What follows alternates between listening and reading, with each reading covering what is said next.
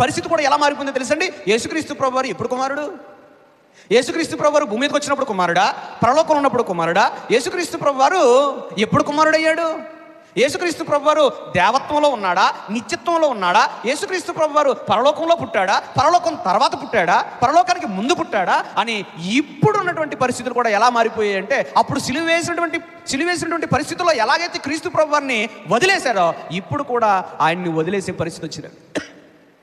చాలామంది జ్ఞానవంతులు అనుకుంటున్న వారు ఏమంటున్నారంటే, యేసు ప్రభువారి దేవత్వం గురించి ఎన్నో రకరకాల బోధలు చేస్తూ క్రీస్తు ప్రభువారికి దూరం అయిపోతున్నారండి. యేసుక్రీస్తు ప్రభువారు చేసిన త్యాగాన్ని ప్రజల్లో ప్రచురించి క్రీస్తు ప్రభువారి యొద్దకు నడిపించవలసినటువంటి బోధకులే క్రీస్తు ప్రభువారి యొక్క గొప్పతనాన్ని, ఔన్నత్యాన్ని తగ్గించే పనిలో పడ్డారండి. ఇప్పుడే కాదండి, పౌలు గారు ఉన్న కాలంలోనే ఇది జరిగిందండి. ఇది కొత్త కాదండి.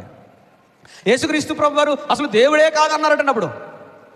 ఇప్పుడు వాళ్ళు అలాగంటారు, యేసుక్రీస్తు ప్రభువారు దేవుడే కాదని ఇప్పుడు కూడా అంటున్నారండి. అందుకే కొలస్సీ పత్రిక రాయించాడండి